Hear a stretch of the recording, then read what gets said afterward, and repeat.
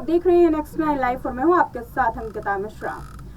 इन दिनों लगातार सीमा हैदर को लेकर के कई चर्चाएं की जा रही हैं। सीमा हैदर को लेकर के एक खबर सामने आई थी। खबर ये थी कि पाकिस्तान की एक इन्फ्लुएंसर ने कहा कि सीमा हैदर को जान से मार देना चाहिए, लेकिन इसके पीछे क्या मकसद है? क्या सीमा हैदर की सच में पाकिस्तान में जान लेने की कोशिश की जाएगी? क्या कोई ऐसी साजिश रची जा रही है?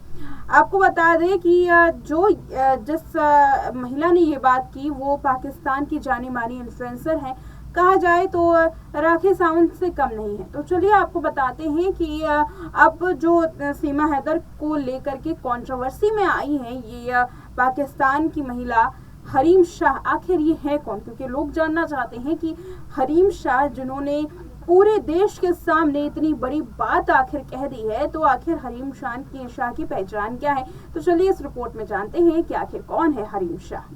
हरीम शाह इस वक्त काफ़ी ज़्यादा चर्चाओं में है क्योंकि उन्होंने सीमा हैदर को लेकर के एक चौंकाने वाली बात तो कही है।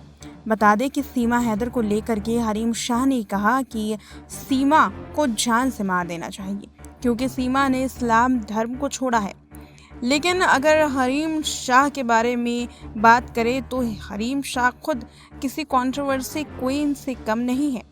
हरीम शाह के बारे में अब लोग जानना चाहते हैं कि आखिर कौन है हरीम शाह, जिसने सीमा हैदर के मुद्दे पर बात करने के बाद अब कंट्रोवर्सी को बढ़ावा दिया है। अगर हरीम शाह को पाकिस्तान की राखी सावंत कहा जाए तो गलत नहीं होगा, क्योंकि वो कई कारणों की वजह से सुर्खियों का हिस्सा रहती हैं जो कि विवादों से जुड़े हुए होते हैं। हरीम शाह पाकिस्तानी इन्फ्लुएंसर है जो कि अपने टिकटॉक वीडियो को लेकर के जानी जाती हैं।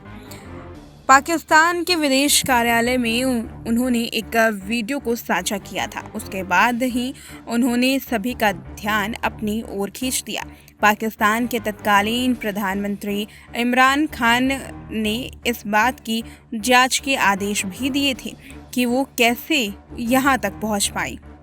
सरकारी जगह पर पहुंचकर ऐसा करने पर रोक लगती है, लेकिन रातों रात ये वीडियो तेजी से वायरल हो गई थी। इसके अलावा उनको लेकर के एक और विवाद सामने आया था जब उन्होंने पाकिस्तान के पूर्व आंतरिक मंत्री शेख राशिद को लेकर के बात कही थी।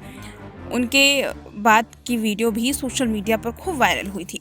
इस वीडियो में दोनों के बीच में कई तरीके की बातें हुई थी और फिर से वो चर्चा का हिस्सा बन गई। इसके अलावा साल 2019 में इन्फ्लुएंसर को दुबई के एक मॉल में काफ़ी परेशान किया गया और इस दौरान वो उद्घाटन के लिए वहां पहुंची थी। यही नहीं, हरीम शाह ने एक मुफ्ती को थप्पड़ भी जड़ा था और आरोप लगाया था कि वो उनके साथ अश्लील तरीके से बातचीत कर रहा है। मुफ्ती कुवी को पाकिस्तान में राजनीतिक क्षेत्र में एक कंट्रोवर्शियल पर्सनैलिटी के रूप में जाना जाता है। हरीम ने कहा कि ये मुफ्ती ने उनको और उनके कज़न के शारीरिक और मानसिक रूप से परेशान करने की कोशिश की। इसके अलावा हद तो तब हो गई जब हरीम ने अपने ही दोस्त के खिलाफ जान लेने के प्रयास का मुकदमा दर्ज करवा दिया था। हरीम शाह की कंट्रोवर्सी यहीं खत्म नहीं होती। इसके अलावा भी हरीम शाह पर कई बड़े आरोप हैं, कई बड़ी कंट्रोवर्सीज हैं जो कि राखी सावंत से कम नहीं है।